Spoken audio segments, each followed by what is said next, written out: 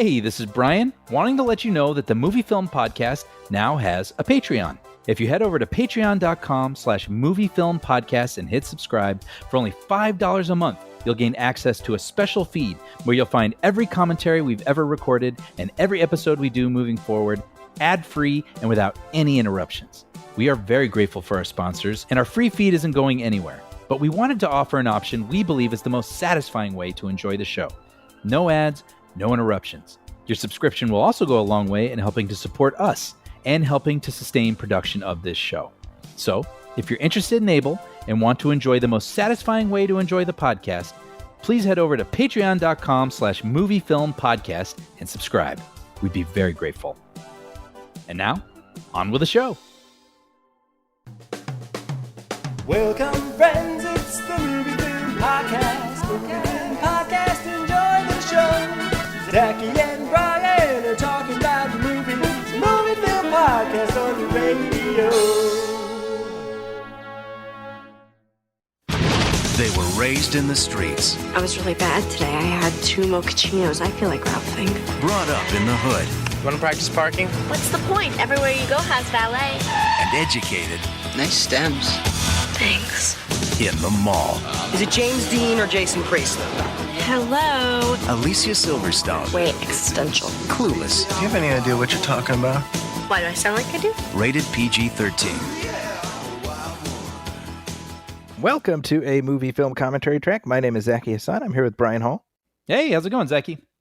As if We get 2 Baldwins coming at you live. Hopefully we're not Monets, but that's up to you, the listeners, who are not looking at us. So we are here to talk about Clueless, and the timing could not be more appropriate because it did just celebrate its 30th anniversary. You know, I was thinking about 30 years, and in my mind, because I remember seeing this, and I've rewatched it throughout the years, I'm like, well, yeah, I mean, it's 30 sounds like a lot, but it doesn't feel like a lot. But Yeah. in 1995, when this came out, 30 years previous to that, the Beatles were still together, and man had not yet walked on the moon. See, my thought nuts. rewatching, I was like, it is now a Back to the Future amount of time Yes, since Clueless came out. Right, that was my thought. that's an interesting. So to try to picture a teenager, like one of your boys, going back into the era of Clueless, and what would that feel like for them? Because they have cell phones in this movie, They do, yeah. you know. So I don't know. That's always sort of an interesting idea, right? Because things are so drastically different from 85 to 55. But are they drastically different from now to 1995 in some ways? I think substantially so.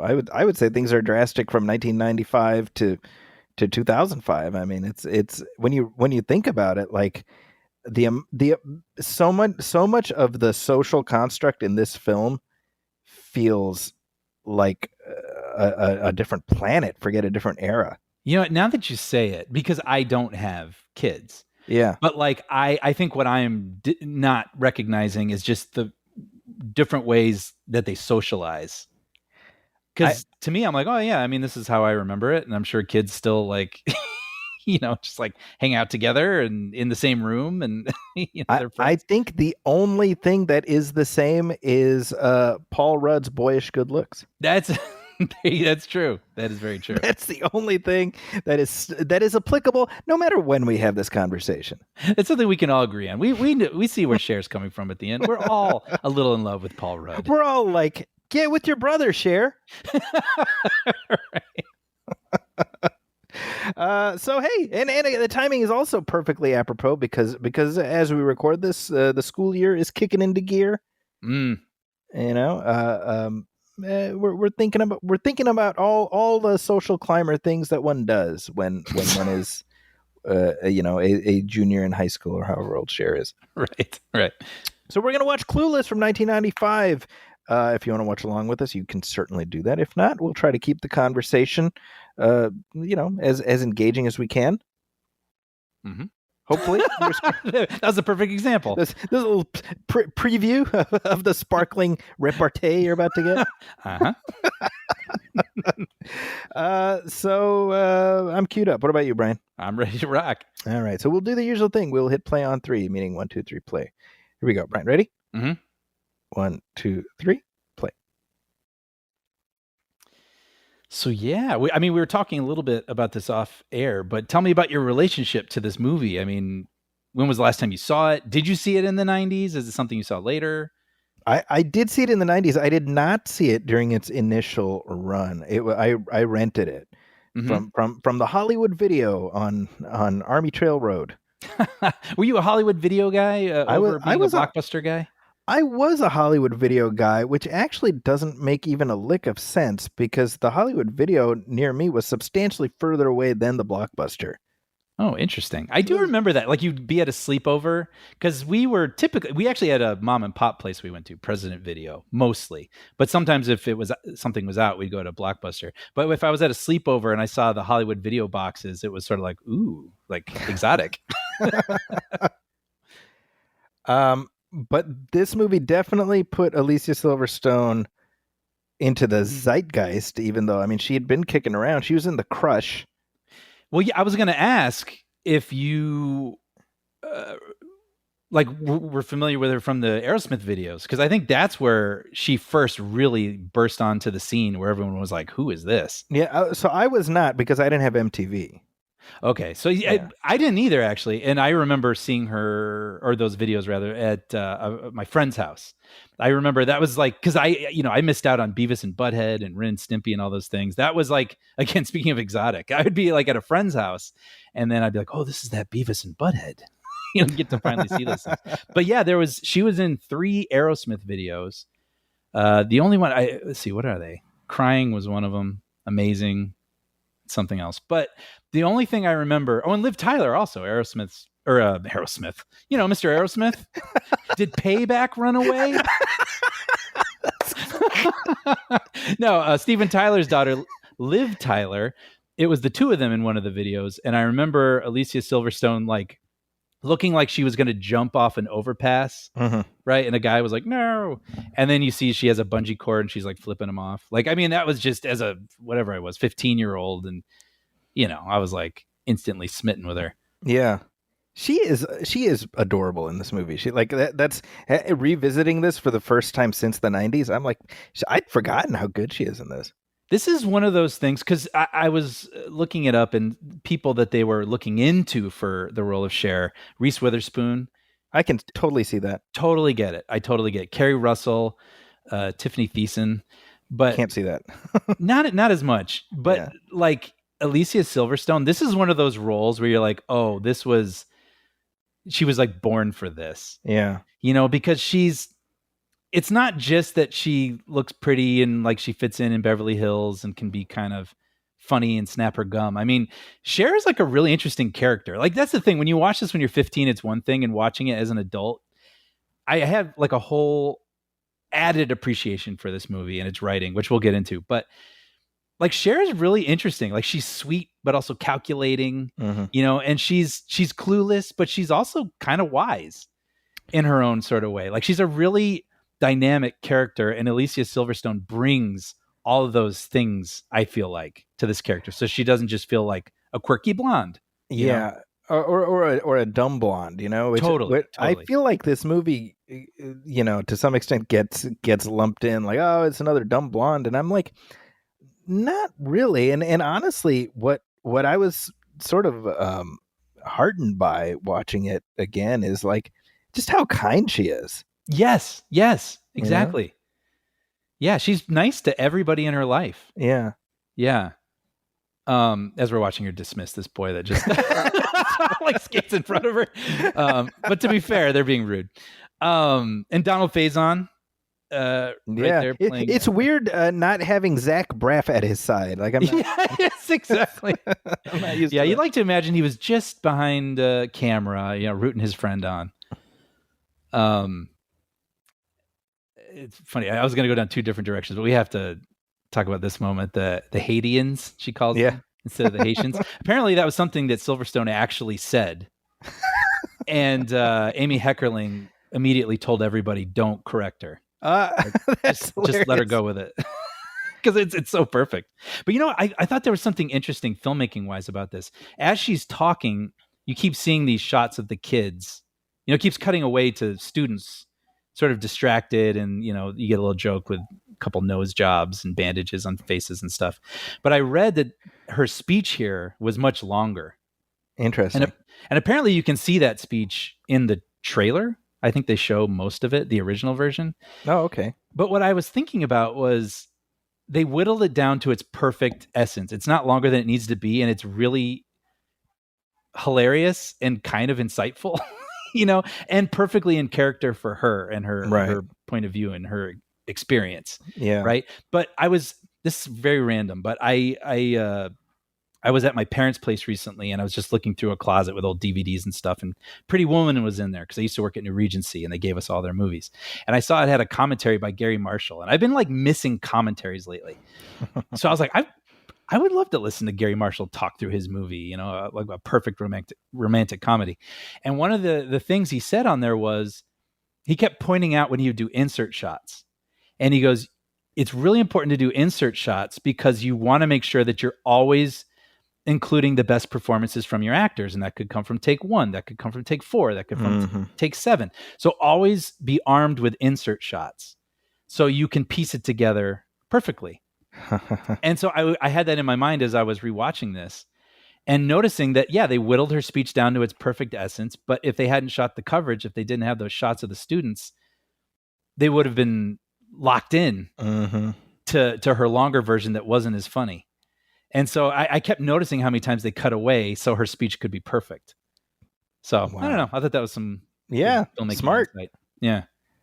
This is hilarious, by the way. Breckenmeyer so he's got to jump out the window when he sees his grades. I mean, and speaking of positivity, I mean, Wallace Shawn, for as goofy as his students are, he's very like encouraging. You know what I mean? Yeah, yeah. Like I love the positivity. Instead of like rolling his eyes at the silly things they say, he's like, "Well, that's not really on topic, but good insight." At no point does he say inconceivable. Exactly.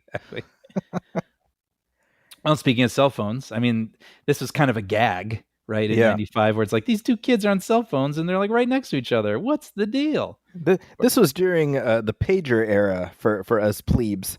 Yes. And oh man, this is coming fast and furious now. But I wanted to call out. I watched this movie. I've seen it many times throughout the years. I really love this movie, but I saw it recently at an outdoor screening out here in Los Angeles. So your attention is completely zeroed in on it. It's not just you're watching the back half on cable or something. And it really stood out to me what an amazingly funny script it is. Yeah. Like this is a really tightly well-written comedy. There's just so many gags, and they're all in character. And the gag that made me think it here is when she's talking about her house, and she's talking about how it's like historical or whatever, and she's like, "Yeah, these columns date all the way back to 1972." It's just these little things. I mean, it's just really funny, tight writing. Yeah, that's something I don't think I appreciated until I got a little bit older. I think, if I'm not mistaken, this is the first in the wave of these teeny bopper rom-coms that were, reinterpretations of old-timey works. Yeah, it became a genre unto itself, right? I mean, right. Because this is inspired by Emma. Yes, and then 10 Things I Hate About You eventually. Exactly, right. And there's more. I mean, isn't she's all that like Pygmalion, right? Yeah, Pygmalion. Yeah, right. Yeah. So Dan Hedaya, or as I like to call him, live action Mo Sizlak. Brilliant. Yeah, he's great. I mean, I heard that Heckerling just knew what she wanted this character to be. He's kind of like this bulldog, scary person, but like Cher wasn't afraid of him and actually took care of him. And they were looking at a few people, and one of them was Harvey Keitel, but he was too expensive. So you're like, oh, she really had a type that she was looking for this dad. But honestly, that was I really liked how respectful she is of her dad. That's true. And he really respects her. Yeah. Right? He's got this bluster and sort of, like I say, bulldog sort of nature, but he admires her, and her pluck and her intelligence and Rudd. There's a really sweet line he says when he says that Rudd is going to be staying with them, and she's like, ugh, and he's like, look, we divorce wives, not children. Yeah. I just thought that was surprisingly sweet. Yeah. Yeah. Oh, and Jerry Orbach, I think, was one of the first people they had in mind, which I can kind of see. I can totally see that. Yeah. Yeah. Yeah. But he kind of did that already. But he did it in Dirty Dancing already. Oh, yeah. Oh, you know what? That's probably where she had it. Yeah. Right there, the teacher, that's Twink Kaplan, Mm-hmm. who is sort of a producing partner often with Heckerling.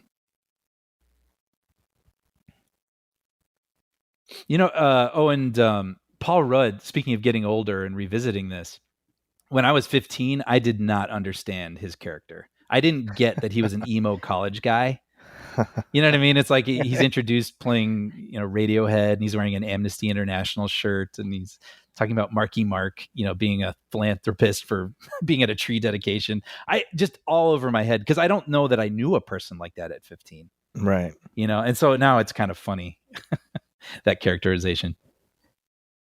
Now you can look back at that and be like, get over yourself.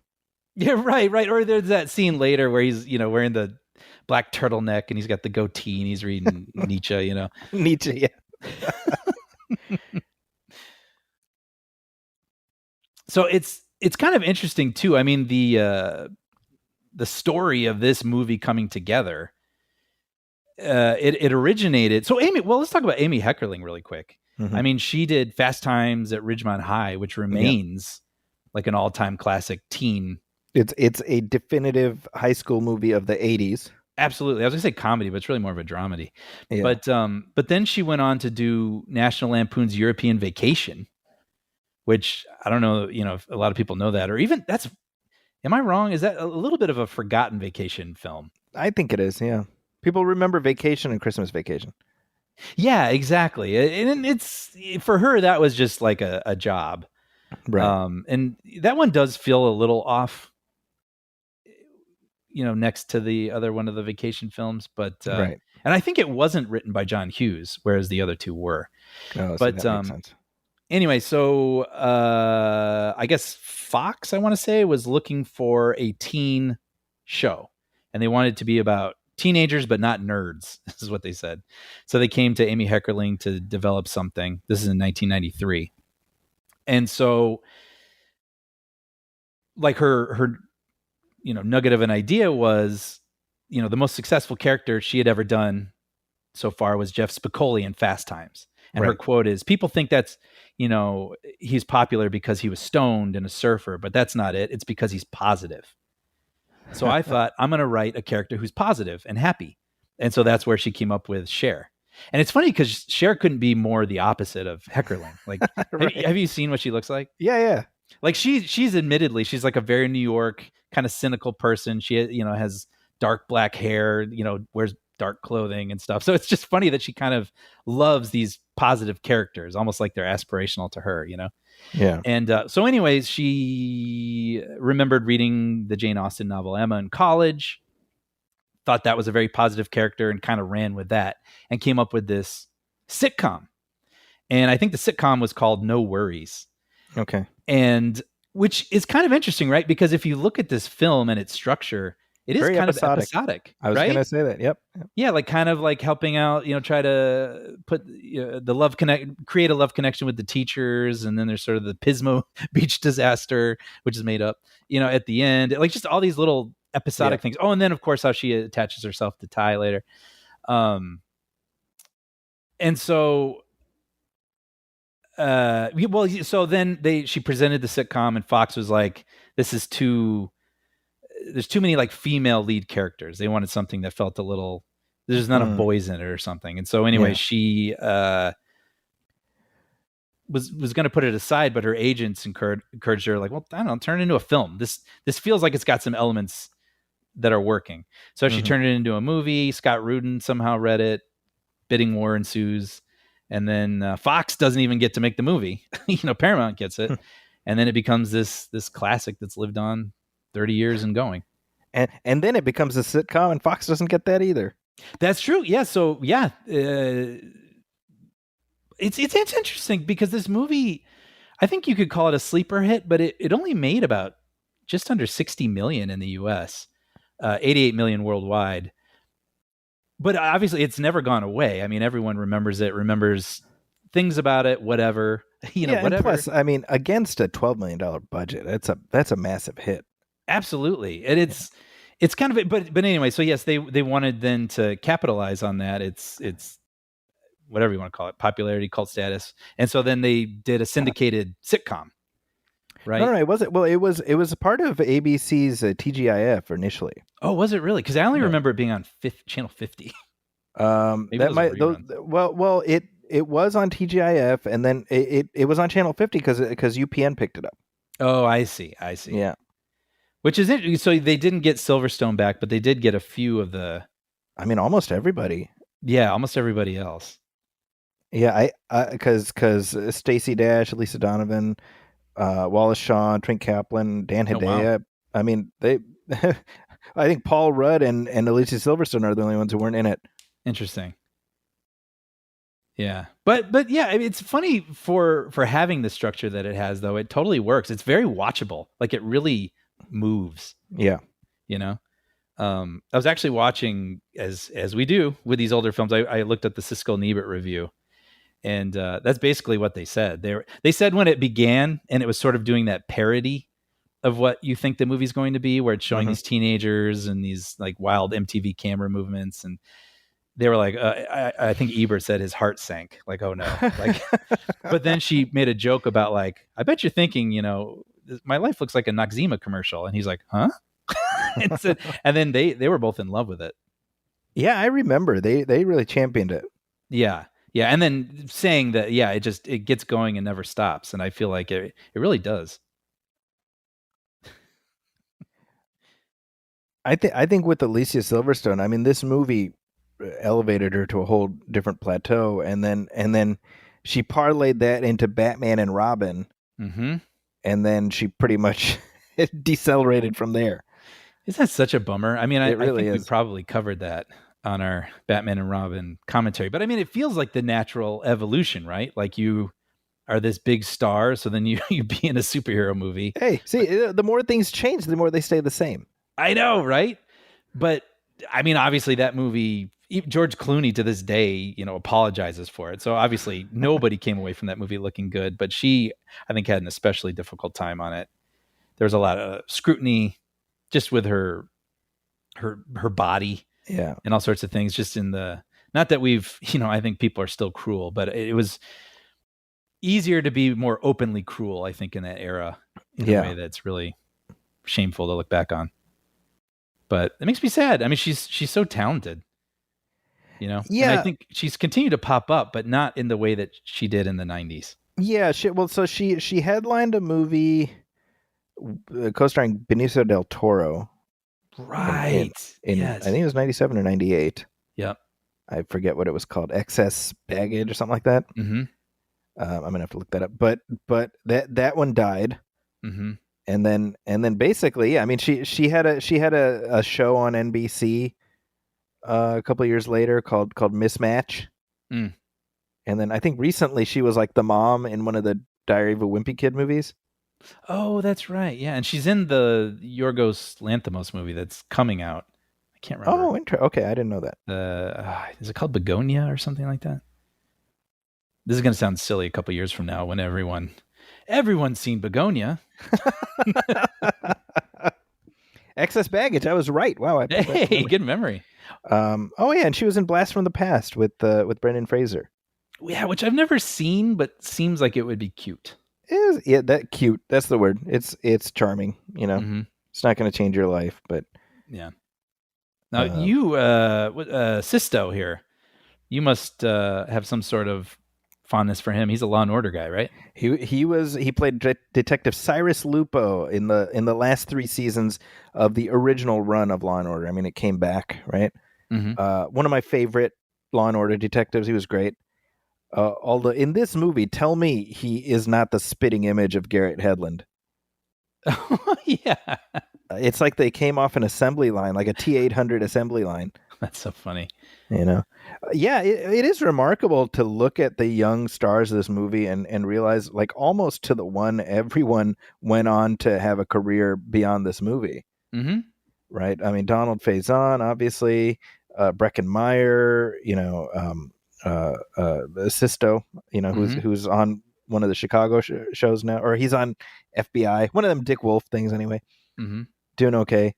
Stacey Dash is like a right-wing lunatic on Fox News, so she's found her niche. She kind of post wild sort of thing, conspiracy sort of things, right? A couple years after this, she did a Playboy spread. Oh, interesting. Well, what's interesting too is I think Silverstone may actually be 15 or 16 or something in this. Yeah, she said she was. I think she said she was 18 when she made this. Okay, but Stacey Dash was 29. Well, black don't crack. She looks incredible in this, but yeah, she fits right in. I mean, standing next to all these supposed teenagers. Yeah. It reminds me of on Boy Meets World, Sean had that girlfriend who was African American. Uh-huh. And she was substantially older than the rest of the cast. Oh, interesting. And kind of the same drill, That would be kind of, and then the reverse, right, where you have Screech on Saved by the Bell, where he was substantially, younger. I was going to say, I don't know if it's substantially, but in teenage years, he was substantially younger than in teenage years, yeah. I think that made him feel a little alienated. Ostracized. Yeah. This classic scene here. This is so funny. Her talking about how oppressive gym class is. And all the balls are just popping behind her. And she's relate. Gym class was the hellscape of my high school years. You know why, though? Because you had to run a freaking mile. Yeah. And then put your winter clothes back on in, December or whatever, jeans and a sweater. And then suddenly you're in Spanish class, and so you're like, this is disgusting. See, I think for me, gym class was, because the rest of the day I could sort of get by on my witty banter and my sparkling personality. Yeah. Thank you for humoring me there. Uh-huh. Yes, go on. Yes. But gym class is where, it was just laid bare that I was just an absolute shambles of a man and beyond hope, there would be certain things where it was okay, we can all do this. Right. But then there'd be other, I don't even remember, kickball or something. It's all right, well, you can just kind of hang out in the outfield. The ball's probably not going to come to you. And then 40 minutes will pass and I'll be in Spanish.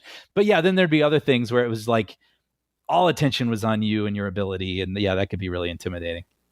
Yeah, there's no pressure quite like the pressure of the clock is ticking. You're playing field football, and you're the only one that's open, so they throw that ball to you. Right. And you don't live that shit down, I'll tell you. Yeah. So, by the way, the gym teacher is played by Julie Brown. Who MTV VJ Julie Brown? Yes. And I was going to say, I am aware of who she is, but I feel like I'm of an age or generation where I don't really, I had no, maybe it had the no cable thing had part to do with it, but I don't really know who she is. I just know she is. You know what I'm saying? I don't know. I didn't even realize that was her. And then also I didn't realize she acted. I just remembered her being an MTV person. Yeah, I just know the name from the MTV stuff. Yeah. By the way, so I read this thing. I thought it was kind of funny about Faison. So there's that scene later where he's shaving his head, which is kind of funny because it brings about an argument with him and his girlfriend. And he was balding in real life, right? So yeah. So I read that and then I thought, wait. So what did they do in the earlier scenes? I never paid attention, but now that I'm watching it, every scene he's wearing a hat. Until he shaves his head. How funny. Isn't that interesting? That's funny. But he's so Julie Brown. Goodness, he's so perfect. So he's hilarious. Well, he plays the Donald Faison character. Yeah, he's just so funny and lovable. He's Turk. I mean, yes. Is that, and you realize that's just him, Yeah, right. So Julie Brown, she was on a show. I didn't make the connection until just now, called The Edge, which was a sketch comedy show on Fox. It aired from like summer to it was like that season. 92 to 93, and Okay. that show, I remember that was the first time I saw Wayne Knight. Oh, He was part of the ensemble. First time I saw Jennifer Aniston, she was part of that ensemble. wow. So that's the first time I saw Julie Brown. How funny. But I didn't make that connection. Well, and speaking of breakout cast, I mean, we haven't talked about Brittany Murphy yet. Yeah, so I had a little bit of a Mandela effect where my memory of the poster of the film, which if you remember the poster, you've got Alicia Silverstone in the middle, kind of looking clueless on her phone, and my memory was Stacey Dash is to one side and Elisa Donovan is to the other. And I didn't realize until I looked at it, I was like, oh, that's Brittany Murphy on the poster. Right. She looks very different. She does. Well, I mean, she just looks different from pretty much anything else we've seen her in. Yeah. This, right? And obviously it's hard to watch this and not take the tragedy of her life into like sort of imprint that on our viewing of this, unfortunately. I know it makes it's funny because it's like you want to just sort of celebrate her, but yeah, just sort of saying her name just like a wave of sadness. What I like about the relationships here is that you can see the cruel version of Cher and Dion being like, oh, like let's make her a little project. But they don't do that. They actually befriend her. Yeah. Genuinely. And again, this just goes to like it had been long enough since I saw this that I had forgotten that. Yeah. That no, it's like they actually form a relationship with each other, and they're not like, oh, look at her, why, she's our little, science project, It's no, let's take her in, Yeah, sort of like the other, like Can't Buy Me Love or She's All That. Like a lot of those things come from a place of there's some sort of cruelty involved. Right? Exactly. And yeah, this movie is just entirely optimistic. Everyone. Well, and it's funny because going back to the episodic thing, I mean, it's like the first episode, Cher and her friend try to create a love connection with their teachers, and then this is hey, this new girl comes to school who doesn't quite fit in, and so she decides to help her, fit into the culture there. Like, like it's these episodes, but they find a really good way of linking it all. Yeah. But it does sort of reveal that like this must have been a couple episodes she had in mind, even though they do flow. She does make it flow well. Yeah. Well, and I think that we can't underestimate the impact of it being Amy Heckerling, of it being a woman. Absolutely. Imbuing these characters with life, because you can see the She's All That version, Yep. And in a movie that kind of objectifies Cher. Right. Yeah. I mean, look at Mean Girls. Well, Mean Girls, Tina Fey obviously wrote the thing, but you can see Cher and Dion being the plastics, Oh, totally. Yeah. I always love this. Just this scene is so cute, where it's like Paul Rudd's observing Cher trying to be like Obi-Wan Kenobi in a way to Ty, and just like teaching her, we first we work on our bodies, then we work on our minds. And she's like, so our word of the day, sporadic, And one of my favorite lines in the whole movie is when Rudd leaves, and like see you later or whatever, and then Ty's like, I hope not sporadically, like using the word she just learned. It's so funny and cute. But she's so perfect too. I mean, this is so adorable. You were just watching this Mentos commercial. Everyone is so perfectly cast in this movie. Yeah. Tell me that commercial doesn't just take you back. Right? I mean, you think about it, like there was a whole Foo Fighters commercial or a music video based on that commercial, right? Like, because it was just so well known. And it was like, oh, that's hilarious. They're doing the thing that I know.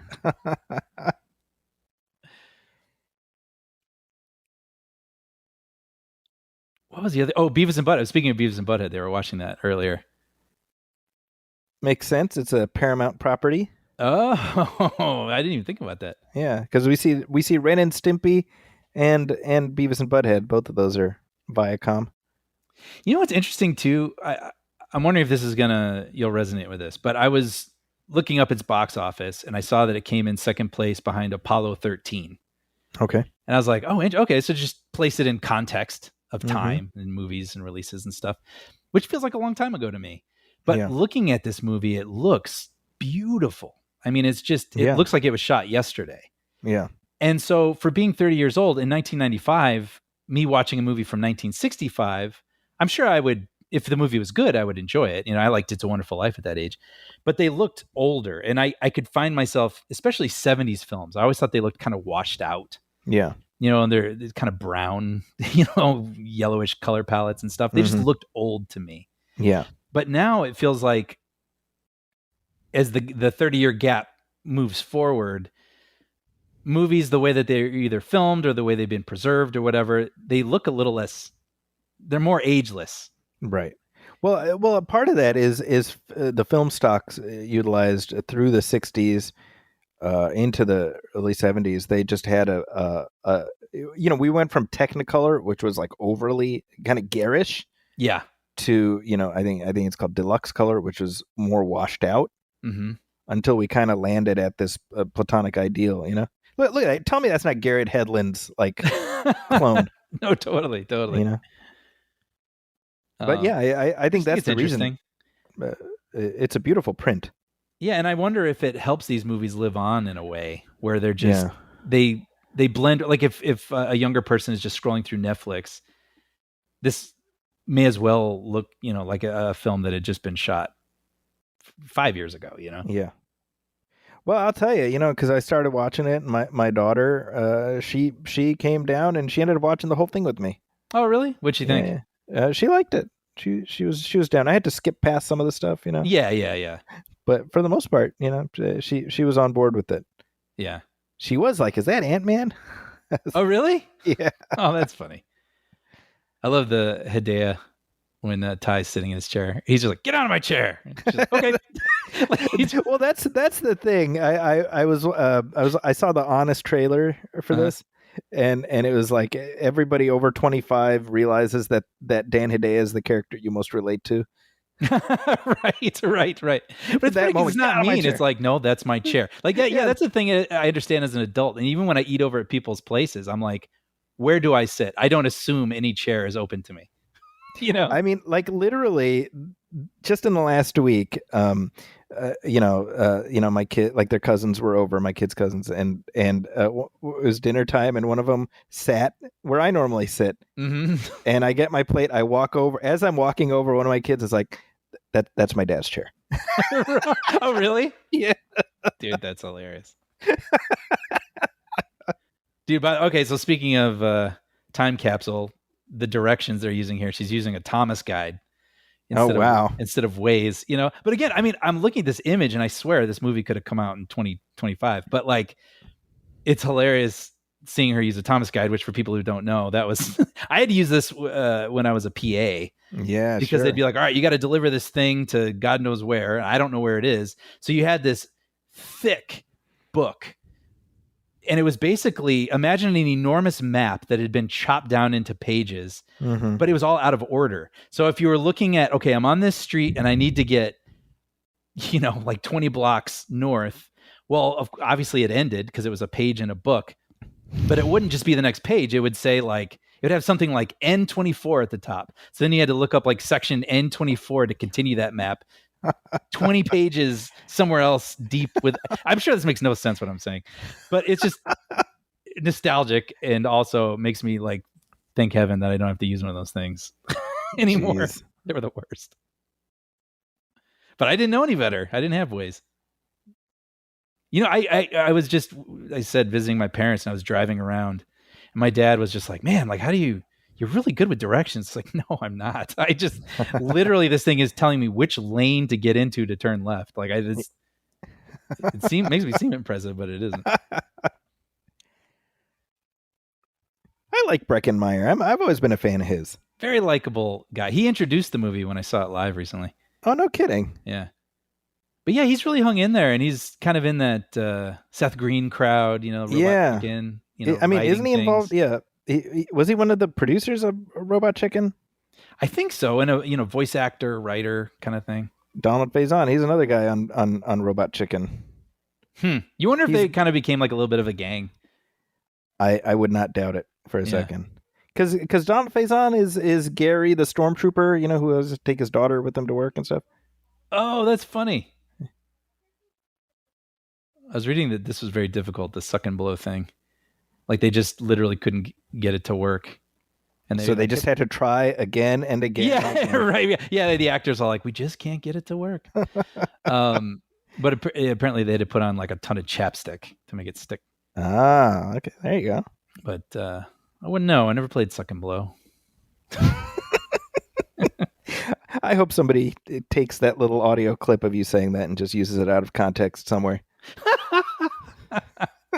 That's funny. Like these games like spin the bottle and all these things on TV. I was like, I never didn't do none of that. Did you go to parties like this? Apparently, maybe like one or two, but not normally. I mean, I was like, I definitely had like my friend groups and like my comfort, but like this was like a little outside of my comfort zone. Yeah, I don't remember ever. I mean, certainly not when I was in high school, for sure. Yeah. I may have attended one or two when I was in college. Yeah, this reminds me more of like after work parties, like where, with all the coworkers, and we'd end up at someone's house, and there'd be a bunch of people you didn't know, but like you had your little gang, your little troop. Yeah, honestly, my recollection is if I ever ended up at a place like this, it was too obnoxious for me. Like it's too noisy. It was not fun. Yeah. I mean, yeah, I probably had a lot of anxiety about it. Like, am I going to know anybody? And, whatever. And then you always kind of end up having not a bad time because you do find someone to hang out with. Somebody, find a corner. Yeah. Which, I forgot too. There's kind of these funny jokes. They keep joking about, party, it's in the valley, which makes me laugh now because I live in the valley. And then when they go outside, I think later, you hear a helicopter overhead. And that's very much life in LA. There's always a police helicopter in the sky. So she lives in Beverly Hills. Yes. So what's the drive like from Beverly Hills to the valley? Well, it kind of depends. I mean, she could take some streets, cut through, through the hill, but I would probably take the 405 to the 101 to the 134 to wherever this is supposed to be. To sound like that sketch, The Californians. I was just queuing you up for that. Yeah, right. But she could have made her way to Sunset and I don't know, Fairfax, and so the characterization of Elton is interesting to me in this, where you can imagine the more broad strokes version.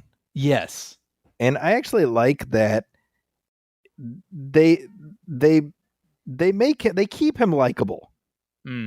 Even sorry, go ahead. Even with like where we end up with his character, they don't make him vile. They seem to keep him in a sort of clueless, selfish zone rather than a calculated predator. Right. I mean, he does a lot of unwanted touching, which she kind of brushes away and stuff. Which I hopefully, I mean, that's probably probably still happens. But I was going to say it was less talked about, and people were probably told less that was like bad behavior back then. Whereas I feel like now it's like, hey, I feel like that's more of an open conversation these days. Look, I don't know about you, but I knew plenty of Elton types when I was in high school. Yeah. And people were more handsy, and not in a overtly, creepy way, but there is more awareness of that, which I think is a good thing. But I don't see anything in here that doesn't resonate with what I remember things being like back then. Right. Totally. But yeah, like you said, I mean, no one's like super arch in this movie. Right. Yeah. Oh, that was the joke, by the way. Yes, her dad calls and she's by the pool and that helicopter's overhead and she's like, I'm at a party. He's like, where? In Kuwait? Yeah. And she's like, no, in the valley. I think the most villainous person in the movie is that legal aid, who gets into it with them at the end. Yes, that's right. Oh yeah. Yeah. Here she is. She's talking about Sunset and everything. Yeah. So this is the Californians portion of this movie where they're arguing over the best directions to get home because he wants to go home with Cher. He doesn't want to share. Exactly. Exactly. This is so sweet though. Like or cute. Like how pouty she is that her plan isn't working. So this whole thing coming up here with we glossed over the whole funny line. I remember my audience laughed really hard where he's like, "Oh, I left my Cranberries CD out in the quad." Just like very 1995 thing to say. That's like something you would put in a movie set in 1995 that you make now. That is a great point because I saw this, and then last year I saw Empire Records. Okay. At that outdoor screening. And my friend and I were commenting, it's funny because now you have these Netflix films where they're period pieces and they take place in the 90s. But it's funny watching these movies that feel like period pieces, but it's like, no, this is actually the 90s. you know, like this isn't actually, even though this movie is a little more heightened, I think this movie, it strikes a really interesting balance, doesn't it? Where they're slightly over the top, especially in their fashions, but it doesn't feel like they're on another planet. Right. Circus liquor here. This is whenever I pick up my parents when they come into town at Burbank Airport, I always pass this circus liquor. And I always point it out to my mom because she's read Emma and I had her watch Clueless and, just to make the one-to-ones. And so I'm always like, hey, look, see, this is where she got robbed. See, like even this sequence here, he is being inappropriate, but it stops before he gets too inappropriate. Right. Sure. Does that make sense? Yeah. And he's not. I mean, I'm going to be very clear. He leaves her. He shouldn't do that. I was just going to say, the film doesn't make him irredeemable. Is my point. Right. And I think that is important because to do that, I think it would get too far outside the realm of what the world the movie is creating. Right. What's interesting? I'd kind of forgotten about this part, but yeah, this does, show a little bit, a reveal, him thinking that there are classes of people. That's right. And saying, you and I make sense. Ty and I don't make any sense. Well, and I like that she stands up for herself. She's like, kiss off, And that she doesn't feel that way, which I love. She doesn't view Ty as someone in another class she's trying to bring into her class. It made me mad seeing his car drive away because I'm like, I don't know. I like watching it. I'm like, fine, you pretend you're pulling away, but you stop and you say, this is inexcusable to leave her in the middle of nowhere. Yeah, I remember watching this last night. That part made me really mad. Yeah. But it's funny because this is horrifying. Her literally being at gunpoint, but they still managed to kind of make it kind of funny. Yeah, in character for her, where she's just like, "Oh, I can't lay down in this. He's a very important designer," and he's just like, "What?"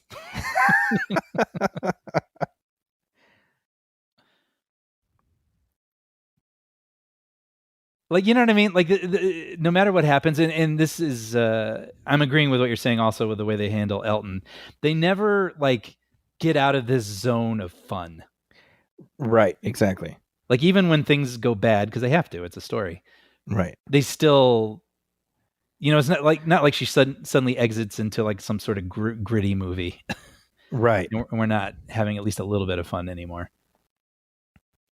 So you said that the circus liquor is still open. Oh yeah. Wow, look at that. I've never been there, but I've passed it often. Get a glimpse of Rudd and his sort of crunchy college girlfriend. I feel like she's wearing a beret or something there. Yeah. But again, I didn't get it as a kid. It's funny reading research about this. I thought this was very funny. So basically researching the script, Heckerling sat in on a bunch of classes at a Beverly Hills high school. Okay. To sort of get a feel for student culture. And I was like, how many times did writers in the 90s do that? Or the 80s? Because Cameron Crowe did the same thing to write his book, Fast Times at Ridgemont High, which became the film. And I was like, were kids in Beverly Hills high schools just used to the idea of a 35-year-old just sitting in on their class to observe them? That's so funny.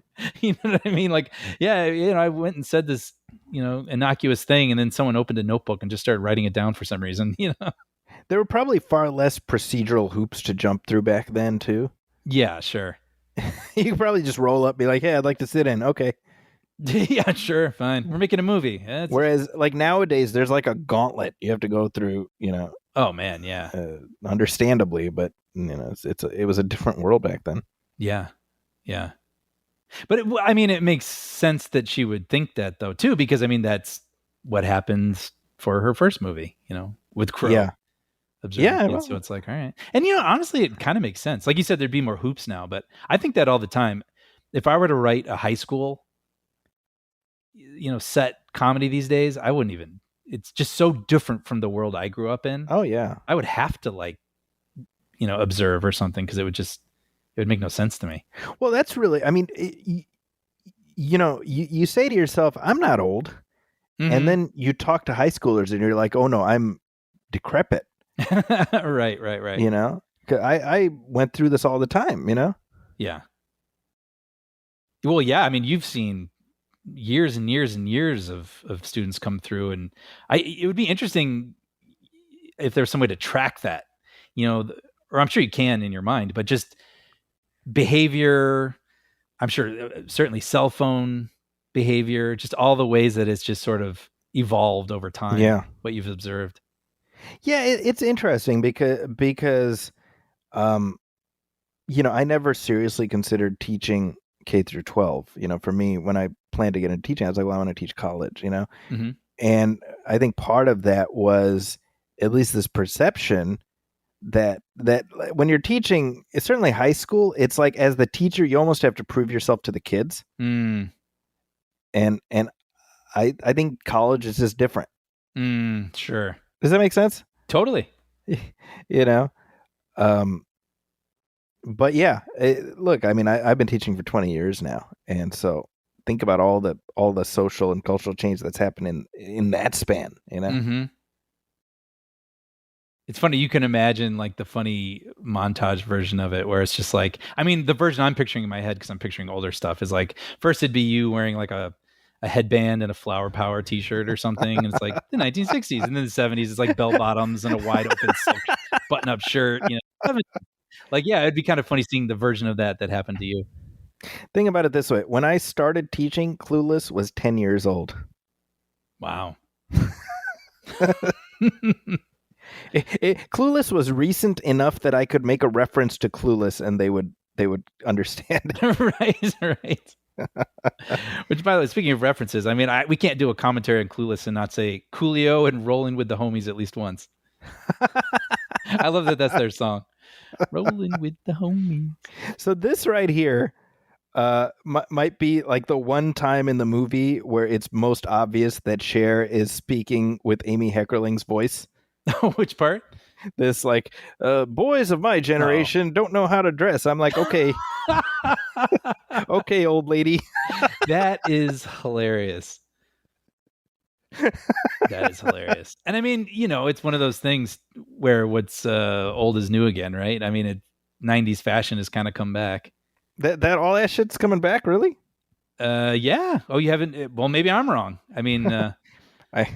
I'm not paying attention. Now I look, as soon as this guy walks in, I'm like, oh, he's as gay as the day is long. Isn't that hilarious though? But that's coming from us as adults. Like when I was 15, I was like, what? At the twist, I was just like, Cher. I didn't get it. It's funny too. I don't know if this was intentional or not. It feels like it must have been. And I read this somewhere. I didn't observe this, but when it's pushing in on him at the door, there's a news clipping that's posted on the wall that says "On the Road to Nowhere" as she's looking at him. Interesting. It's kind of funny, huh? But but here we go. Another episode. Cher falls for a guy and doesn't understand why he's not falling right back. And then, keeping with the movie's kindness, she isn't like, you're gay? What? You? Right. or something. It's just like, oh, then he becomes a friend. But nobody is like that, which right? Like even Faison's character and everything. Yeah, right? Yeah. He's just like, no, he's like, what does he call him? A cake boy? Or yeah. Something like, or maybe I'm swingers or something like Dorothy, friend of Dorothy or something. Friend of Dorothy, right? But he's not not using the F word for gay people and stuff like that. No, not at all. And it's not like, ugh. You know what I mean? Yeah, it's just like, like, yeah, you didn't know? Yeah. Yeah. I mean, that for sure. And I think you and I can both speak to this. I mean, there was rampant homophobia in high schools in the 90s. No, this was like very forward thinking. Yes. In this moment, for sure. And even, I think back on that episode of The Simpsons, which The for John me, Waters one? Yeah, like where I just, as far as I was aware of, I mean, who knows how many gay people I had in my life, but in that moment in time, yeah, like you said, it was like completely normal for people to use slurs and things just in jest with their friends, right? Yeah. And so I didn't have a lot of exposure to it, and it probably made people like that feel like other. That's right. But then you had a movie like this, which is treating him as just like, oh, well, this isn't going to work out between them, but obviously they have a chemistry of a sort, so that now they're friends. Yeah. And like I was saying, that Simpsons episode with John Waters, where Homer, at first can't see the John Waters character as anything other than a person he doesn't understand. But then by the end, and he basically, as he's like, okay, I'm going to accept this person. He's like, what should I call you? What's the word you like to be called? And he's like, just call me by my name. Yeah. Like I don't, and I'm a friend, I can be your friend, which for me, I probably at that time was another sort of forward thinking, positive thing. Yeah. Well, I mean, look, this is why it's a cliche at this point. This is why representation matters. Because oftentimes, these depictions are how we learn about other people. Exactly. Right. I've lost count of how many times I've said to you how much, Azim meant to me in Robin Hood. Yeah. But even like Saeed in Lost and things like that, that meant a lot for me, Totally. I mean, like the shorthand I always try to use when it comes up about people and differences is like, at the end of the day, we're all God's children. You know what I mean? Concept. We're all sharing the planet. We're all just, just trying to. We all got to get by. Exactly. So I just chalk it up another point for this movie's forward-thinking optimism. Yeah, well, and I think that's another way that it has remained timeless. I think that helps, right? I mean, that's really the trick, right? Because you want to pepper in enough cultural references and whatever cultural markers that situate it in a world that the audience watching it understands. But you also have to think a little bit in terms of, but will this detract from it when those references no longer have currency? And that's tricky. Totally. Right. And I think this movie works the same way that other movie 10 years before this, Back to the Future, works, where it uses references as a way to situate us in the world of the film. But even outside of knowing those references, we're still able to understand what they mean to the characters. Right. Totally. It is very funny that they made Christian this kind of rat packy kid. Like, again, I get it now, sort of as a type. Well, if you remember back then, swing was having like a resurgence. Oh yeah, I mean they're about to go watch the Mighty Mighty Boss Tones. Like with ska, but still like horns and rock and roll. But there was like a 4-year window there where everybody was super into swing. Yeah. Right. Yeah. I guess, yeah, right around this moment. I mean, I remember for me, where I lived, I mean, you watch Swingers and it feels like it was really a part of at least SoCal culture. Right. And, but I remember when there was that Gap commercial. Oh, yeah, remember that? That's right. Yeah. And that like really I feel like that kicked it off for a lot of people. Like, oh, this is a fun song, and then all these sort of modern swing bands were coming out and they were played on alternative rock stations. Wow. Jeez. Right? Did you used to go swing dancing? Dude, this is such an embarrassing story, but no, because I don't have a lot of rhythm. But I was at a wedding once and this girl was like, hey, do you want to dance? And I was like, I'm just letting you know, I can't dance. And she's like, anybody can dance. And she pulls me out on the floor and she's trying to do all this swing stuff. And then at one point she literally said, wow, you really can't dance. I was like, I know, and ran away crying. But no, I was at my friend's wedding. I'll never forget it. But But yeah, you broke her her spirit that day. one day I used to believe that anybody could She dance. lost her faith in humanity. Yeah. Turns out everybody couldn't dance as she takes another shot, you know. Right, exactly. Another. Telling her tale.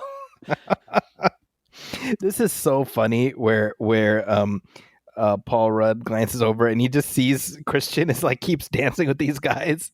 And Right. Just oblivious. It's so funny. It's so Clueless. Perfect title. It's a bit. Yeah. But isn't that funny? It's not like it's called ditzy. Right. It's just Clueless. Clueless is innocent. That's such a good point. Yeah. That's such a funny joke. Her falling down the stairs and like, oh, nobody saw that. And that guy like, hey, are you all right? That looked really bad.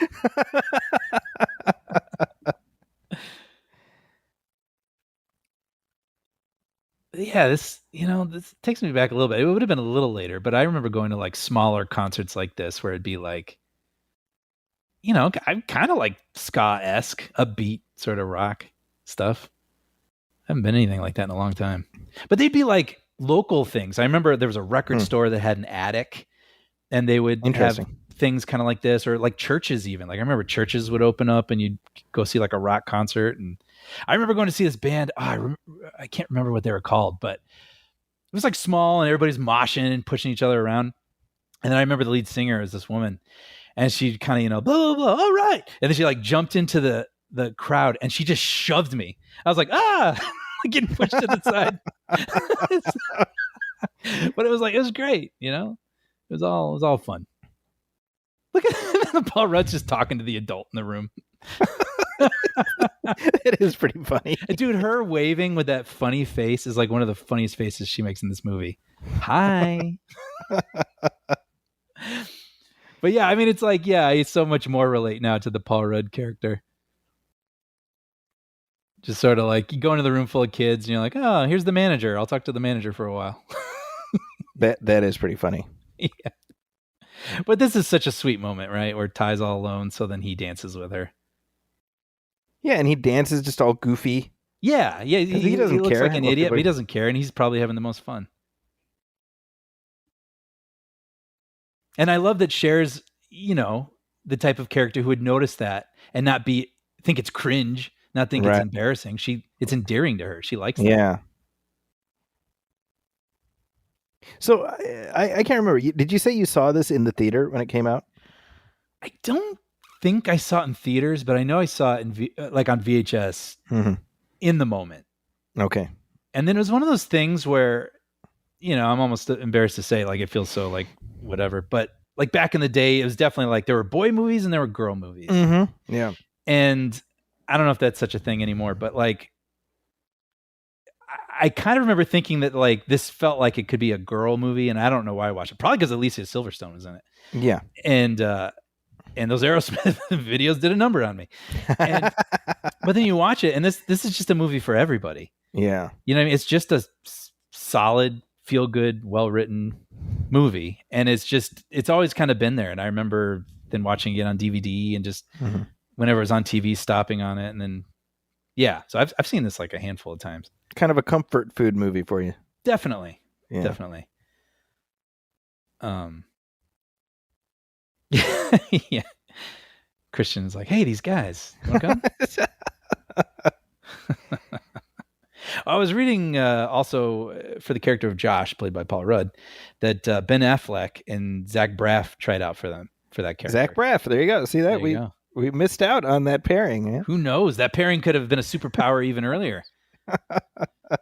It was destined to happen. It's a canon event. Exactly. The can got kicked down the curb, but it had to happen. Yes, I can see both versions of that, by the way. I absolutely can. But there's just an inherent sweetness with Paul Rudd that you just can't. He's perfect. You know what I mean? Yeah, no, I agree because if you think of Affleck, that's circa fashionable male, right? Mallrats Ben Affleck. Mm-hmm. Sure. I can't slot him into this. No, yeah, because he had kind of that douchey vibe. Yeah, right. Yeah, and I know I'm thinking of that character from Mallrats, but for sure, because I mean Yeah, there's like an edge to him, a very slight one. Look, I like Ben Affleck as an actor. I think he's great, Same. but I think he has matured into a great actor. Mm-hmm. I think, like this would have been before Chasing Amy, right? Yes. Yeah, Chasing Amy was like 97, I think. Mm-hmm. And I mean, watching Chasing Amy with about 30 years of hindsight, you're like, boy, he is a douche. Like, right. I mean, that's the character that Kevin Smith wrote, but like you realize with much more clarity, like he is not a likable or smart person. This guy that Ben Affleck plays, right, and he does a good job playing that. yeah. I it's been a while. I'd be interested to revisit that. That movie is a weird one, man, because I would say, and we've had this conversation before, but the early indie movies of Kevin Smith, so I'll put Mallrats to one side, but Clerks and Chasing Amy, those were the types of things that certainly for me, I was like, hey, I could do this. Yeah. Oh yeah. Right. Mm-hmm. But there is, I think out of all of those, I think Clerks holds up the best in my opinion. Yeah. Chasing Amy does kind of make me cringe a little bit the few times I've revisited it since. Yeah. I'd like to do that. I saw Dogma again recently. Yeah, how did that hold up for you? Pretty well, I Yeah. think. It's I think for the most part it holds up pretty well. And he's always so self-deprecating about his direction. Mm-hmm. And I mean, you can critique it a little bit, but like, I don't know, that movie doesn't look too bad. The shit monster. But see, that's like one of the sort of like, okay, we'll give you that one because there are some fun sort of monologues and insights elsewhere. But you know what's funny, by the way? I was clocking that moment with she's waiting for Christian to call, and you see the cell phone, like the monolith in 2001, Right. which is hilarious. And it's funny because, and even recently, the Barbie movie, right, Yep. where she's treated like the monolith, Mm-hmm. and it just made me think, I didn't know what that was when I first saw this movie. But then I get a little bit older, you watch 2001, you see this and you go, oh, that's funny. That's really clever. And even just aesthetically, not understanding it, it's kind of funny. And it made me think, writing on for children's television as much as I do, a lot of times you'll get a note that says, kids won't get this.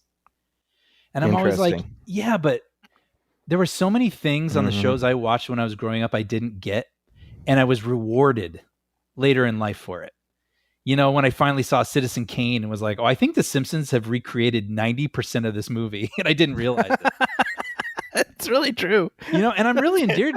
I love Citizen Kane because I do think it's a genuinely good movie, but I also feel strangely endeared to it because I was exposed to it in so many ways when I was a kid without realizing it. What I would love is for somebody to cut together a chronological version of Citizen Kane using only all the different Simpsons references. That would be amazing. Right? Yeah. Yeah. I mean, but all I'm saying though, I think there's value in it. I think if it pleases the creative, the creator of the thing, great. It can work as just a funny surface level joke, great. And then also, so what? They don't get it. They will, and they're gonna like appreciate you for it. Well, I'll go back to the thing we've mentioned it a few times. A haircut you can set your watch to.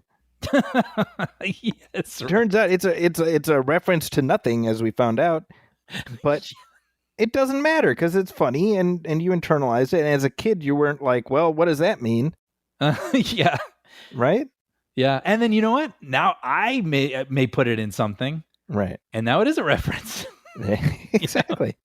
Yeah, no, I agree. I mean, I don't think we give kids enough credit in that regard because they'll still be able to think something. Using another Simpsons joke, the streetcar named Marge, right? The whole that whole episode, right? Mm-hmm.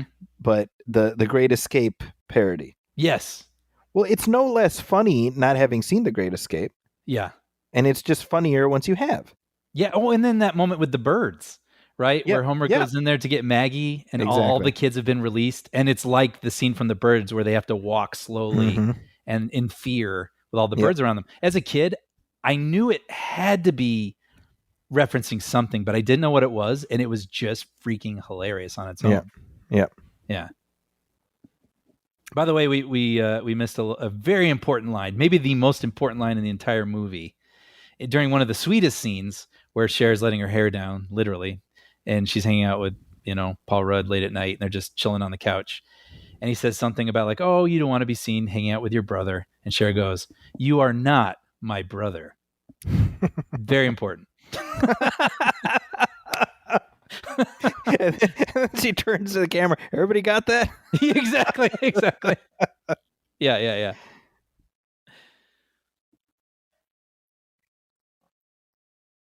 This is kind of a sweet thing too. Like everything thus far has kind of worked out for her. And so seeing her being ambitious for herself and things not going her way, it's kind of a different angle we get. Yeah, you have to have the bump in the road. Yeah.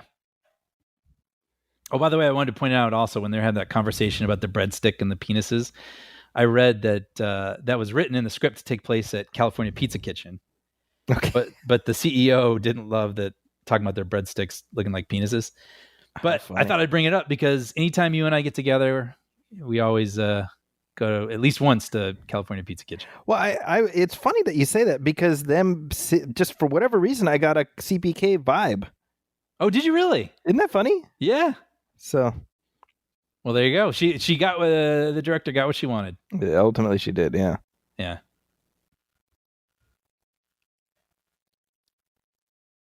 So, yeah, here we go. This is so fun. Yeah, he's basically laughing at her. At her, exactly. Yeah, like at again, how clueless she is. Oscar Wilde reading. Right. Streisand ticket holding. He's so man. I don't understand why he doesn't pop up in more things. He's just such a really enjoyable presence. Well, he was just on a show with John Cryer.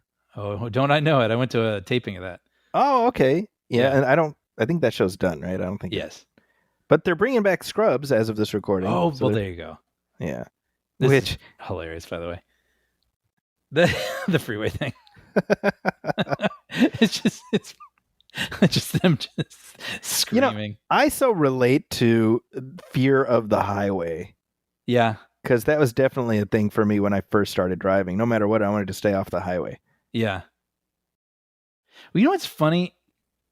My brother-in-law, he is from New York, and I'd be afraid to drive in New York. Mm-hmm. But when he was out in LA, he was afraid of the freeway, and he didn't want to merge, and he would always have me drive. And I was like, no, it just didn't occur to me. It's completely understandable, by the way. Yeah. I mean, it's a whole skill set. LA highways are, to be fair, something else entirely. Yeah. Yeah. I mean, and in a way, I feel actually, I was just in Oklahoma visiting my parents, and my mom doesn't like driving on the freeway even there. Mm-hmm. But for me, I was like, oh my gosh, this is like cake. But so in a way, I'm kind of glad I've been conditioned a little bit, Yeah. So everything else feels easy.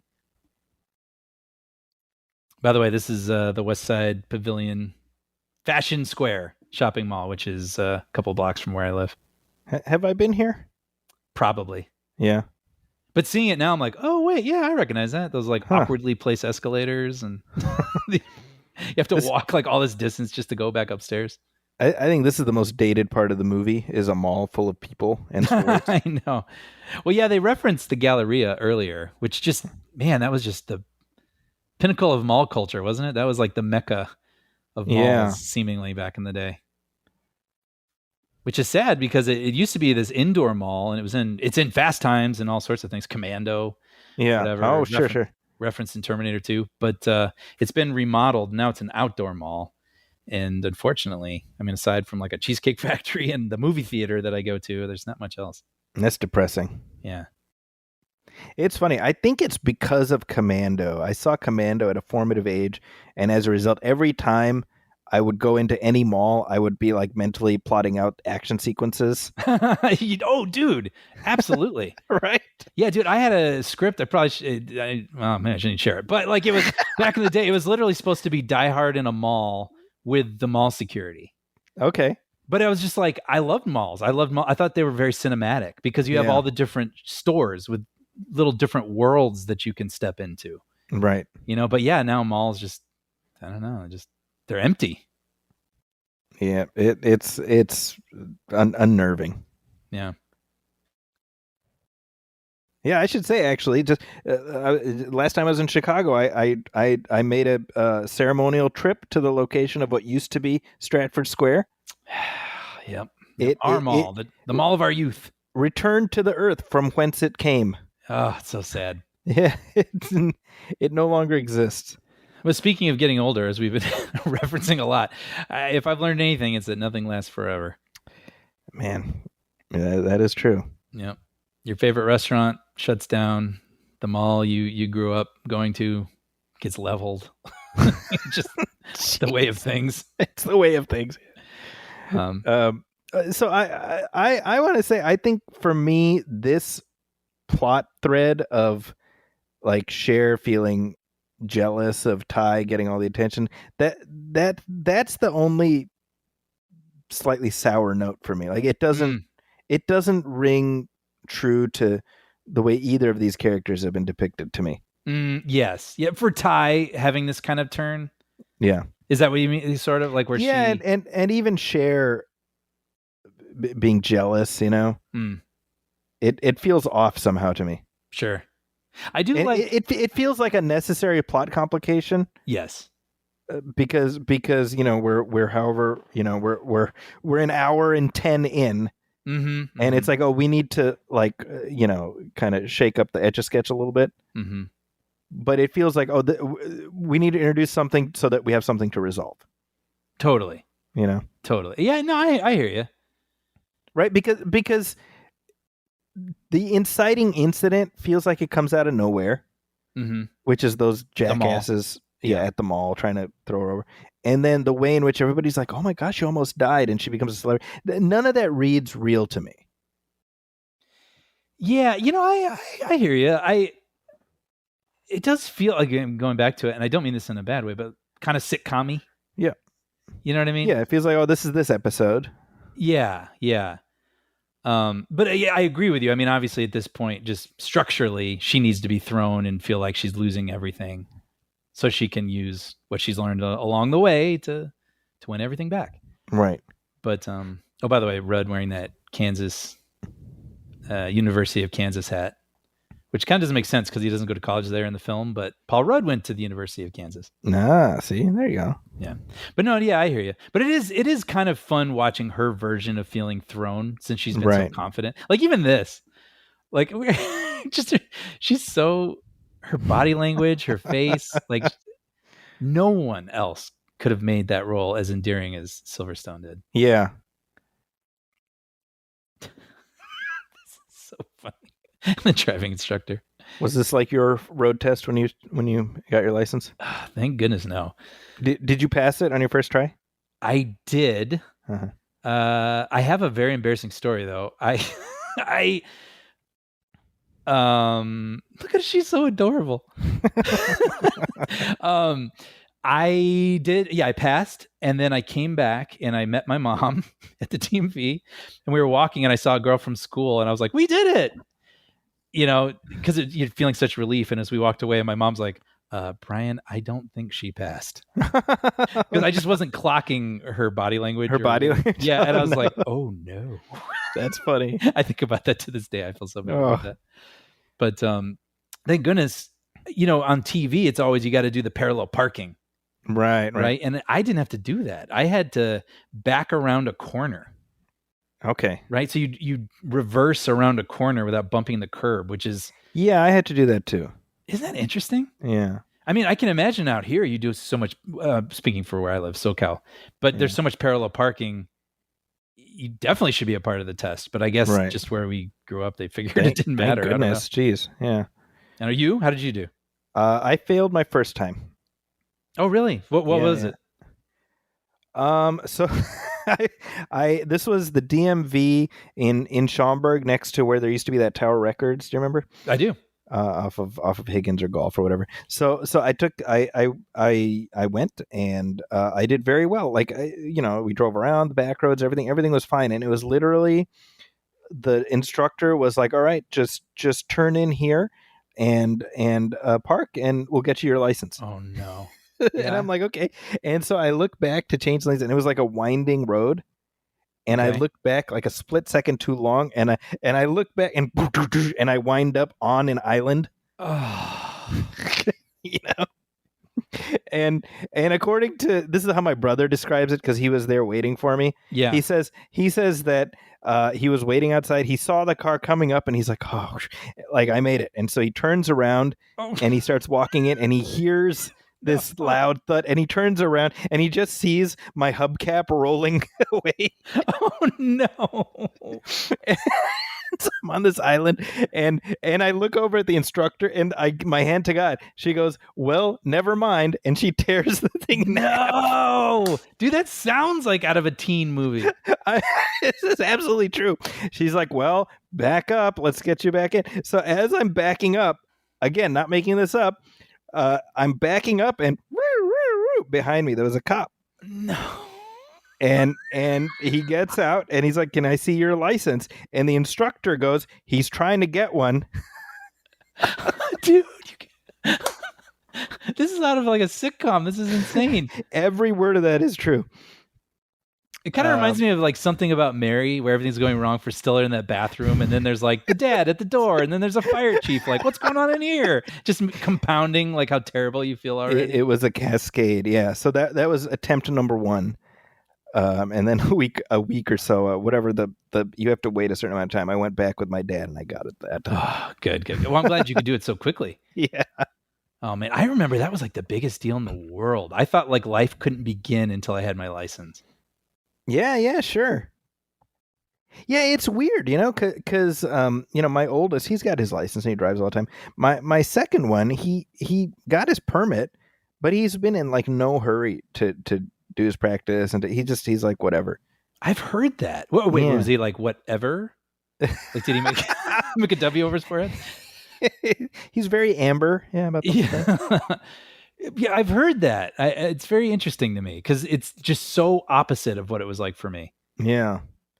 I think maybe he sees how his older brother is like errand guy, and he's like, I don't want to deal with that shit. Yeah, sure. I'd rather be driven, Yeah. But by the way, this conversation, this friction feels a little bit more organic. Yeah, with the bringing the brother into the it. Josh thing. Yeah, like because clearly she's kind of harboring feelings for him, but a little confused about like making sense of them and saying he's not right for Ty, and Ty taking offense to that, like, oh, so he's not good enough for me, and this feels, I think, well done.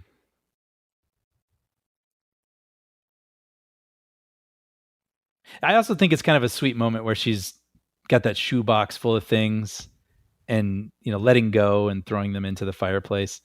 Right. And it just feels like, I used to have like a shoebox of that stuff. Like she's got these funny little things like, oh, this was a towel that he handed me that had ice in it. Like, you used to have these little totems that, like that you would cling to. There's Rodeo Drive. Speaking of Pretty Woman earlier. Weren't we here when we went to that awards show? Yes, at the hotel across the street, I think. Yeah. Wow. Yeah. It was a couple of years back. It was the Hollywood Critics Association. We went to that award ceremony. Yeah, it's great. It's great venue. Obviously it's a really nice area. By the way, I got a swanky, very well. You just got to point out this house real quick. This sort of storybook witch-looking house, which is in Beverly Hills. And I was curious about it because I've driven past it, but because we were doing this commentary, I was like, "What is that?" So basically, it was designed by a Hollywood art director, Harry Oliver, in 1921 as an office at a silent film studio, and then it was eventually moved and restored and became like a house. So wow, and it just sticks out, like it just looks like this like Snow White looking sort of house in the middle of this Beverly Hills. Yeah. All of this. I love Josh. I know. It's a perfect shot. It's great. Yeah, that fountain. Oh, so just two quick rodeo stories. So whenever I have friends and family, this is kind of sweet because it is like a little bit, you have to be like, okay, wait, no, they're not related. They're not related. But they do this little montage and you're like, oh, they are kind of cute together. And then this where she's immediately can't even sit comfortably next to him. Like she is so great in this role. You know what I mean? Yeah. Right. It's What do you tough. mean? It's tough to pull off, you know? Yeah. Although you have to say, I mean, Paul Rudd, circa Clueless, and then what was it, Object of My Affection? He had a little bit of manic pixie dream boy energy, Oh, sure. right? Sure. He was the trope. So she's watching the news. I thought they declared peace in the Middle East. Wait, real quick. Okay, so I have to tell this Rodeo Drive story. So I brought my parents there just to walk around and see it. And we went, I was like, let's go in a shop. I don't know. I've never been in. Let's see what it is. So my mom was like, well, that purse is kind of cute. So this immediately, it was the opposite of Pretty Woman. They couldn't be more interested in us. And they were like, oh, so this purse and whatever, this, I don't remember how much it cost, but it was like, a couple $1,000s or something. Here, you know what? Let me go back and I'll fish one out for you. And so the salesperson leaves to go into the back, and my mom turns to me and whispers, "Help." I was like, we have to go. So did you leave before the clerk came back out? No, I think we were nice about it, but she couldn't have been nicer. So it wasn't Still a couple $grand for a purse? Oh yeah, I mean, yeah. Good Lord. The right bag, Zachy. you could be talking. Who knows? See, this is what I've always been like a t-shirt and jeans kind of person, and I'm like, I'll just go to Target and get some jeans. That's always been me, Mm-hmm, mm-hmm. And so, now I got these kids who are all into, name brand things and whatever. And, the problem is that the barriers to getting this stuff have decreased, right? Mm. Like when we were kids, well, it took a while for us to get credit cards. And even then we still had to, we were conscious of the money we were spending, right? Yeah. But what I have with these kids is, they're just like, oh, just give me, let me get on Amazon on my mom's phone and I'll just order this thing. Right. And it's like, oh, I'll pay you back. And I'm like, first of all, they never do. Right. And what I never thought I would say as often as I do, are we the Rockefellers and I didn't know? Right. That's a sentence I didn't realize would be recurring. That's hilarious.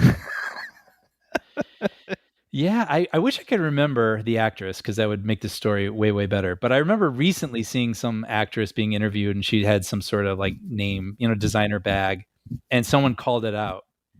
And she went, oh, this is fake. And I kind of admired her for doing that.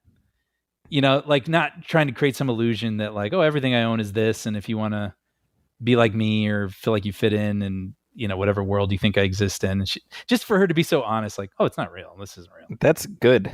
Yeah. I just can't remember who that was. But by the way, I love this moment here where Cher's feeling dejected. She has that heart to heart with her dad. Of course, he's been gruff throughout all this, but he shows a real tenderness there and a real belief in his daughter. Being like, you're smart. You figure this out. You're capable. Right. I believe in you, and do the thing you do best. And what I like when she's doing that, they have this moment where it shows her with all of her friends, and that she's wise enough to learn from them. She's like, I can learn things from Christian. I can learn things from, Dion and her boyfriend. When they don't think anyone's looking, the way that they treat one another, there's something to be taken from that. Elton just takes what he wants. He doesn't care. I can learn that too. Yeah, exactly. Yeah. But you know what I'm saying? I just feel like there's that's what elevates this movie. I agree. From just being kind of a superficial romp. There's a real... It helped. It's like I said, right? Other than that one moment where Amy Heckerling is like, I don't know about these young people and the clothes they wear. Right.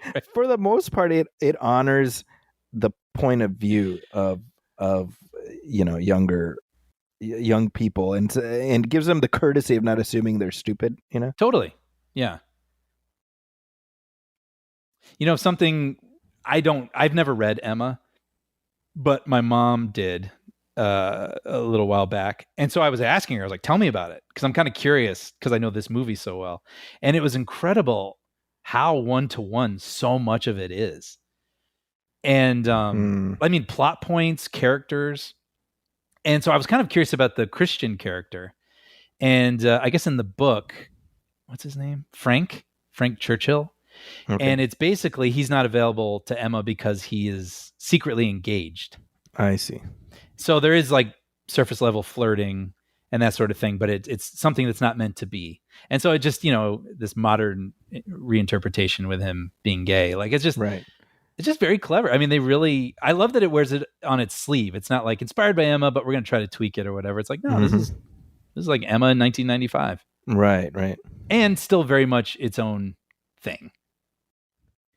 Now, when did the Emma movie with the Gwyneth Paltrow, when did that come out? That came out, I want to say 1 year later. I see. And I remember reading somewhere that Gwyneth Paltrow got very annoyed that Clueless kept coming up when she was talking about it. Or like got on press for it.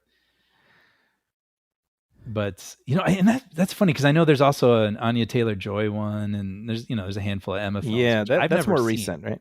I'd be kind of curious. I remember I DVR'd that one once because I was just curious to see the original story and see if, for me, it was like, oh, this reminds me of Ty and Cher and Dion. Right. And this is sweet. Now she's out supporting Ty, out supporting the boy she always kind of felt naturally drawn to in his interests. The skateboarding thing. They were meant to be. Travis Birkenstock and Ty. And I love when they first meet, and I think she like draws a Marvin the Martian really well, and he's like, "Oh, that's really cool. Could you draw that for me?" Isn't that such like a high school conversation? Very much so. Yeah. Right. It's just that actually makes me think it's so well observed. Maybe that's something Heckerling noticed when she was sitting in on a classroom. Because I remember that like kids would be, because you would know, like you are a very good artist, and I'm sure your folders were covered and things like that, and people were probably like, "Hey man, can you draw like a Bart Simpson for me?" Yeah, that was my socially, Yeah. I remember I used to draw Tiny Toons characters for people. Yeah, sure. This is like fall of 92, Yeah. Wow, that's so funny. Oh, I had this trivia written down, but I'd kind of missed it. But when Cher's all depressed walking around Beverly Hills and All By Myself is playing, it's sung by Jewel. Okay. Before she had broken out. I thought that was kind of interesting. Is that right? Like when did Jewel? It all blurs together now. When did she break out? I think her album might have just come out at the same time, but her Who Will Save Your Soul had not charted yet. Okay. So what happened to Jewel? She's still around? I feel like, here you go. This is the one dick. This guy in the universe. What a movie. dick. Yeah. On the other hand, he's an asshole, and he's behaving like an asshole. He's treating them very badly. But if you were him and you had all this work to get done, and like you're watching the people who are like helping just kind of flirt with each other, you can kind of imagine like, I don't want to be here at 10 at night at my boss's house. Yeah, but I also wouldn't be belittling my boss's daughter, right? No. Don't get me wrong. He's doing it entirely the wrong way. He calls her a moron, which is not. Yeah. Like that. There's a way to express your displeasure without being a total dick about it. I completely agree. Script-wise, it's perfect because it gives Rudd an in to go up and comfort her. But and also, I love seeing him stand up for her. Yeah, going to bat for her. Like we are saying what a great character is because we spend so much time with her. But in this world, you could imagine people thinking of her and that she's superficial and all the things, and not knowing her deeper intelligence. But Rudd sees it. The thing about Paul Rudd, you realize just how effortlessly charming he is, right? Like, because obviously, he's good in this and whatever rom-coms he did shortly after. But like, you remember when he was on Friends as Phoebe's husband? Mm-hmm. And you're like, man, that he was just playing himself. Right. Because we see him on all his Conan appearances, and you're like, this guy is he's comfortable in his skin. Mm-hmm. And he's just a very charming, funny guy, Yep. And so it's cool to kind of see the moment of birth, so to speak. Like Totally. because he had been in other stuff. He was in one of the Halloween movies before this. He was in that Super Nintendo commercial. Yeah, that's right. Right, but like from Clueless to now, 30 years, it's never stopped for him. Well, and I love because watching this, I mean, just even looking at him, and he's like very dreamy looking. Like you can see him being this heartthrob guy. That's his lane or his trajectory. But then smoldering, really smoldering, but like approachable, nice guy. Yeah, But then he's in Anchorman, and you're like, holy crap, that guy's hilarious. Like he's well, that's his real lane. Yes, and then before that, to be fair, he was in Wet Hot American Summer. Right. Yeah, exactly. Letting that weird alternative humor flag fly. But it's just cool that he got opened up and was able to do all of it and eventually become a superhero. Right? And playing, I would offer, probably the best superhero for him to play. Totally. Perfect. Yeah. This is sweet. You see, I buy this. Like, I don't know. I don't want to think about the details, but like, like how do you explain this to the parents, though, is my question. I know. All right, that's got to be a weird conversation to have. He very much, especially with Dan Hedaya. Repeat that back to me and make it make sense. That's right. Get out of my chair. Yeah. This is funny where she's like, "This isn't Kentucky," You're right. You think it's their wedding? Their wedding, yeah. Inconceivable. Yeah, this is nice. I think Heckerling has a cameo here somewhere when the bouquet is thrown. Aw. Ties with Breckenmeyer. So what's Rudd's? What's the Josh's mom character saying? Oh, I don't know. Yeah, I was trying to read her lips. Oh, interesting. I wonder if it was like they had something and they cut it. That was my thought. Yeah. Like, is she happy that they're together? Is she? Right. That could accidentally introduce a little unpleasantness, right? Like if it's like there's a contentious relationship between her and the dad. See, we just need to Photoshop JD into that scene with Breckenmeyer. Yeah. Almost like an Obi-Wan ghost. You just see Faison, like, what's he looking at off screen? And you just see it's. I was thinking like Walter Payton Super Bowl Shuffle. Yes. So where is she? I thought towards the back. I think she's the one that like really wrestles for it. Let's see. It's kind of a chaotic. It's kind of hard to see. Yeah. Let's see. Huh? Yeah, I don't really. There you go. Well, you gotta throw some elbows for that bouquet, Brian. That's right. That's how it goes. Have you ever caught like a garter or anything at a wedding? I have not. Yeah. I don't bother. I mean, why would I? Right? I've been married for a while. Yeah. I guess that would be like an old memory. I think my wife might get upset. You're right. But this is great. Hey. You put it well. This is a real comfort food movie for me. So I loved watching this again. Oh, Bill Pope, director of photography. Bill went Pope on to do the Matrix and everything. Didn't he do The Crow? I may have. Yeah. Oh, Adam Schroeder. I used to work with that guy too. He's a producer on this. It was kind of interesting, like watching these movies before I moved out here and seeing people that I would eventually come to know. It's kind of a strange thing. But yeah, I'm really glad that you got to revisit this, and I hope you enjoyed it. I hope it held up for you. Oh yeah, I mean it goes down easy, Yeah. Yeah, and this soundtrack too. I feel like we had this, like the CD or something. So like all these songs. Oh, this is like the quintessential 90s mix. Yeah.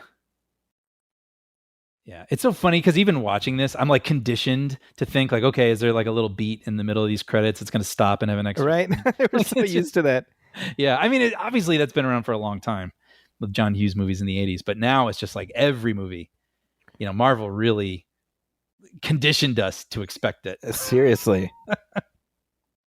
So I was thinking of The Crow, but it was Darkman that I was thinking of. Oh, interesting. Yeah, Yeah, he around did that Team America, The Matrix. Yeah, the Matrix movies. Yeah, Yeah. yeah. His presence was missed in the latest Matrix movie. Yeah, I agree with that. You know, and brought something unique. Although, I mean, I don't associate Clueless with his style of cinematography, so that's Isn't that fascinating. cool? Like it's like a tool in his toolbox. He's Yeah. like not just moody, action film guy. Right. So thoughts on Clueless 30 years later? I mean, I've already watched this once this year, and I enjoyed watching it again. It's just so rewatchable and optimistic and fun, and it makes you laugh, and I love it. I love it. You? Yeah, I think the test of a movie like this is that obviously you enjoy it in the moment, but when you revisit it with the distance of decades, which certainly is the case for me, because last time I saw it was before I got married. Mm-hmm. So I've never watched it with Aminat, right? And she was telling me like she remembers watching it in the theater. Oh wow! Which makes sense because I mean she's the same age. She was the same age as Cher, the character. Sure, yeah. In the movie when it came out, so definitely plugged in on that level. I was surprised at how much I misremembered. Like I remembered it being more coarse. Oh, interesting. Yeah. In terms of like the edges were a little harder, and I appreciated that. No, it has actually a very nice heart. Mm-hmm. And I think that's the reason that this movie has lived on to whatever extent it has. I don't know if it's an evergreen in the same way that The Breakfast Club is or something. Mm-hmm. But I definitely think that I think anybody from any era can just plug into it without too much throat clearing. Totally. Totally. Yeah. Well, it's interesting. I mean, you said your daughter found her way in. Yeah, that's right. Was enjoying it. Yeah, that was definitely something for me. I mean, she's 8, so I was like, oh, okay, she's getting the important stuff, Mm-hmm. I am curious about this sequel series that they're working on. Yeah, I'm aware of it. I know nothing about it. Well, I mean, they as of this recording, they only announced it a couple weeks ago. Okay, because I know there's also a musical, right? That's happening right now. There is a musical, but this is via Peacock. Okay. Right, and I'm reading this from Elle, the Elle website. It says in June. You mean from your subscription? From yeah, of course. How else are you gonna access this important information? Alicia Silverstone, Elisa Donovan, Breckenmeyer, Amy Heckerling, as well as costume designer Mona May and casting director Marsha Ross celebrated the film's 30th anniversary. In an interview with People at the event, Silverstone said she can reveal nothing about the TV sequel, but Heckerling admitted she's thrilled to death it is happening. But Silverstone was asked if she ever thought she'd play, if she'd ever play Cher again. She replied, "I didn't, and then I did it for the Super Bowl." Mm. Was there a Super Bowl commercial? Yeah, they recreated the debate scene from the classroom. Okay, there you go. Yeah. So that's an interesting one. I'm down. Wait, sorry, she is coming back, or she says she never thought she would. Okay, but then after having done the Super Bowl ad, she's now more more open to it. I mean, these things are always risky. That's my thought. I will say this. I mean, Alicia Silverstone is still great, and I'd love to see what Cher is up to 30 years later. Yeah. And you bring enough of those original pieces back, I'd be curious. I think by definition, it would have to be about like the next generation of characters. Totally. And that makes me less interested. Yeah, there's part of me that doesn't want to see what happened to Cher. Like I'd rather it be in my imagination than literally know. Like I don't want her daughter Sabrina Carpenter and Cher pops up occasionally or whatever, Yeah, no, 100%. Yeah, and then also we were talking to this movie's unique tone. Yeah, what an incredible, like, I don't know what you'd even call it, like just heightened reality, but not that heightened. And that, like, so what does the show do? Yeah, does it try to be a little outside of reality, or what does that even? What's that version in 2025? I don't know. Yeah, exactly. But then again, in some ways, many ways, I'm sure it's just not meant for me. So maybe it's, it'll There's be that. aimed at your daughter. Yeah, right, exactly. So I'd be very curious what she would end up thinking. Yeah. And one more thing I wanted to mention, as long as we're talking about Amy Heckerling, but like she also did the Look Who's Talking movies, which is kind of Yes, that's fascinating. right. Right? I just thought that was worth mentioning because it feels like those are kind of forgotten these days, Yeah. but those were huge. Well, at least the first two were. Yeah. The first two. Well, yeah. But, so she had a really interesting career. Yeah. Yeah. What's she done lately? I think it's a lot of TV directing. Okay. Suburgatory, Gossip Girl. Yeah, she did. Well, just going through it real quick. So she did Fast Times at Ridgemont High, a movie called Johnny Dangerously, which I've never seen, with Michael Keaton. Yep. European Vacation, Look Who's Talking, Clueless, and then like Loser with Jason Biggs, which I kind of half remember. Yep. And then it kind of, like she was able to do her thing, but they just weren't hitting. I Could Never Be Your Woman, which is Michelle Pfeiffer, Paul Rudd again. And then this movie called Vamps. I vaguely remember that. Yeah, I think Alicia Silverstone's in that. And it's about these, not teenagers, but young vampires. Okay. And then it's kind of a lot of TV stuff. But I mean, man, she had a lot of cultural touchstones. Yeah. And clearly is a great writer. So, who knows? I'm rooting for the show. I hope it's good. Yeah. But that wraps up our thoughts on Clueless. But hey, let us know your thoughts on our thoughts. You can email us at moviefilmpodcast@gmail.com. You can also hit like on our Facebook page, facebook.com/moviefilmpodcast, and message us there. As always, please go to Apple Podcasts and leave a review, leave a star rating. Do the same at Spotify. And hey, if you're listening to this on YouTube, please hit like and go ahead and subscribe if you can. We also have a Patreon page, Brian. That's right. If you head over to patreon.com/moviefilmpodcast and hit subscribe for only $5 a month, you'll find every commentary we've ever done. And there's over 130 of them. I just looked. Amazing. Right? And every episode moving forward, absolutely ad-free. Our free feed will always be available, but this is our way of providing what we believe is the most satisfying way to enjoy the show without ads, interruptions.